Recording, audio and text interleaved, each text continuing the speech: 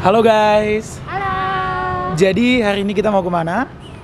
Kita mau wawancara nggak sih? Oke guys, Apa tuh? jadi hari ini kita mau wawancara salah satu UMKM yang sudah sangat terkenal di Jogja. Apa tuh? Itu UMKM rumah makan yang Lesehan Pak Min yang terletak di Jalan Tribrata. Tapi sebelumnya kita perkenalan dulu nggak sih? Oke. Tunggu. Buram. Host with the fans. Host with the fans. Host with the fans. Host with the fans.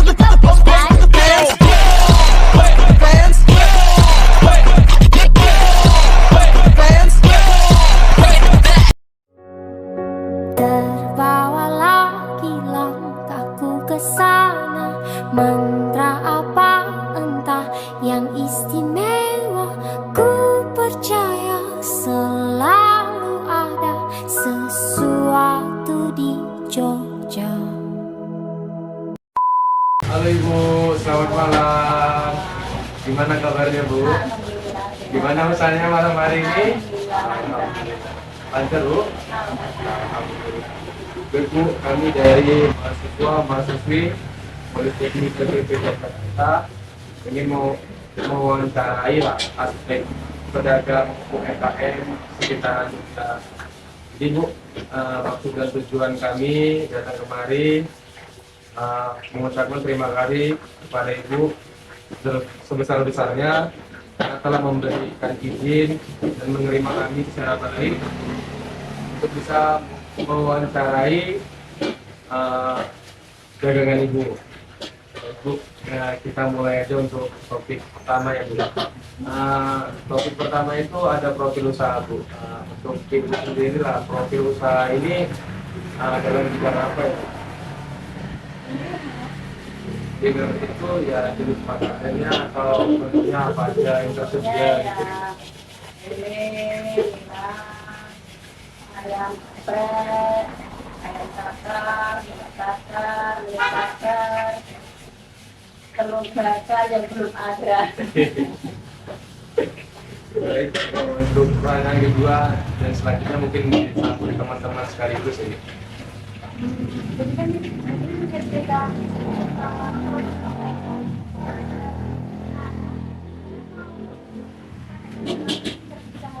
tentang perjalanan usahanya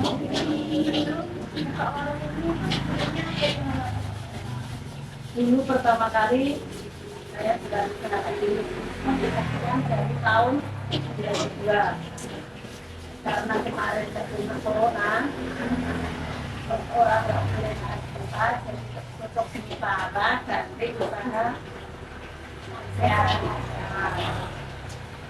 karena banyak anak sehat dan nggak ada yang pegang itu pegang bapak saya itu sebelum jalan lesan mungkin usahanya pun ayam selanjutnya pertanyaan yang akan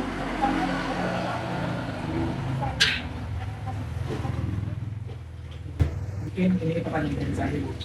Nah, gimana selama menjalani bisnis dunia ini, Ibu pasti melakukan produksi atau melakukan pengolahan bisnis ini Bu.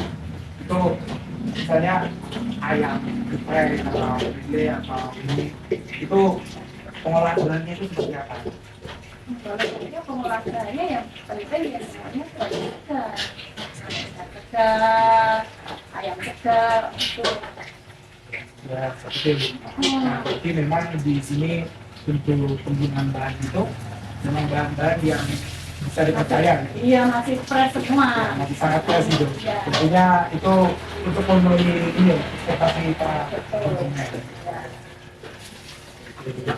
Jadi Bu, melanjutkan sama saya tadi untuk manajemennya dari awal sampai untuk usahanya itu gimana? Maksudnya dari pembelanjaan, pengolahan bahan-bahan baku sampai penjualan sampai habis lah pada malam hari ini itu gimana itu?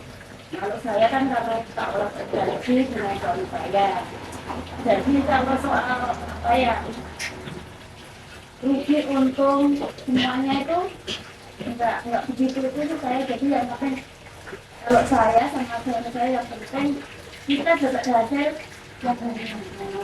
Terus soal keuntungan kerugian kan memang udah itu resiko. Dan itu menjadi. Tapi kalau soal manajemen itu kita kelola bareng-bareng, jadi nggak selama ini tuh nggak terlalu apa ya, itu tidak untungnya. Jadi memang ya gimana ya? Jadi selama ini tuh kayak nggak ada pembukuan tiap bulan. Nggak ada. Yang penting tiap hari perputarannya itu langsung gitu. Tidak ada, dari awal jualan sampai sekarang nggak pernah ada yang namanya pembukuan. Ini sekarang hari keluarnya segini enggak. Jadi emang apa ya udah terekam semuanya lah, nggak ada tulis menulis nggak pernah. Itu di luar kepala semua ya. Manajemen tradisional Iya, yang tidak dilakukan dari ya. mungkin dia jadi manajemen. Dulu tentang permasalahan itu sendiri kan silang-silang ini kan ada luka dan sebagainya. Kan banyak dikurangi juga oleh mahasiswa dan juga masyarakat. Awal perkembangan dari asma ini itu berawal dari melalui pemasarannya dari medsos. Kalau saya itu cuma gimana ya, pertama kali kita sering komunikasi sama anak-anak mahasiswa kayak orang perkantoran kayak gitu, nanti saling tukar kenalan dulu di sana. Tolong ya teman-teman kalau ada temennya yang mau ya, itu saya nggak pernah lewat medsos itu, kalau dulu nggak tahu medsos kok gitu, kalau tahu ya baru-baru sekarang ini pegang HP. Kalau dulu memang lewat nggak pakai kayak orang-orang lewat media sosial, nggak, jadi memang boleh cuma jaga kualitas aja. Masa yang harus kita jaga. Biasanya ada kayak kendalanya juga. Kalau kendala pasti pasang surut orang namanya di sini pasti. Kadang benar-benar rugi itu memang benar-benar sering rugi. Sering. Tapi kan nggak selamanya kita tetap harus bangun. Itu berkaitan dengan itu tadi. Intinya ibu pasti punya target penjualan. Maksudnya targetnya itu ditargetkan cuma di kota untuk kerja atau bahkan yang ditargetkan ini seluruh keadaan masyarakat yang ada di sini. Seluruhnya tidak ada target utama gitu. Nggak ada target. Seluruhnya untuk merakyat. Rakyat. Jadi sistem pemasarannya melalui konten aja. Iya. Kalau untuk konten kayak GoFood, ShopeeFood itu Baru-baru sekarang. oh masih sudah mulai berjalan baru-baru ini ya. Baru-baru. Itu pun barang konsumsi. Jarang gitu ya, karena saking ramai ya. Saya Bu, mungkin kunci sukses Ibu apa itu? Makanya orang ini bisa jadi laris, karena yang punya bisnis-bisnisnya Bu. Pertama ya, dijaga kualitas masakannya, jangan juga. Kedua, kita itu karena berinteraksi dengan orang banyak, karakter orang itu beda-beda. Kita yang harus sabar. Menghadapi semua perkataan anak, orang. 괜찮아. 괜찮아요. Kita apa ya, menjaga sakit hati orang, walaupun orang itu kadang ngomong itu benar-benar sakit di hati, tapi pura-pura kita itu tetap senyum lah. Ya bawa enjoy aja ya, biar sama-sama nyaman. Kita nikmati tentang saya. Mungkin pertanyaan dari saya ini sederhana aja. Kan tadi bilang tidak ada pembukuan bulanan apa ya. Mungkin dari kami cuma pengen tahu setiap harinya itu ini ibu membeli bahan-bahannya itu berapa banyak kayak ayam, berapa kilo, terus itu berapa kilo, terus per harinya. Oh, kalau itu tergantung laku dagangannya dan enggaknya. Kalau posisi pas rame semua perkantoran masuk, ada masuk itu minim itu 30 kilo beras sehari. Kalau ayam itu 20 sampai 25. Juga ya. Terus kalau yang lain juga sebanyak itu. Ya kalau lele nilai itu enggak sebanyak itu. Kita itu paling 80. Ini paling laris di sini ayam gepreknya ya, Bu. Ya, kayaknya. Memang top ya, Bu. Soalnya kan targetnya memang untuk ke bawah bukan. Jadi harganya memang dari anak-anak itu ada. Jadi orang mahasiswa bisa makan, kita juga dapat sedikit-sedikit semuanya bisa. Boleh tanya lagi nggak Bu? Kan kalau lagi rame nih ya Bu ya. Biasanya kalau belanja itu biasanya Ibu menghabiskan modal berapa? Itu sekitar 2 jutaan sekali. 2,5. 2,5 Per hari? per pagi. Oh, per pagi. Belum beras. Beras itu nggak kita habis. Kalau beras itu kan setiap 1 minggu itu dikirim berarti 10 kali berarti 2,5 kali. 2,5 setengah. 1 minggu sekali. Kalau ininya Bu, kalau pendapatan per harinya, pendapatan bersih yang paling banyak lah yang pernah Ibu terima itu berapa? Aku kalau mau tadi juga Satu. itu udah bersih segitu. Terus ini Bu, di sini Ibu tuh untuk jadi karyawan kan ada itu berapa Bu biasanya? Wah itu mah nggak bisa disebutin. Oh, saya. Iya ya, Bu.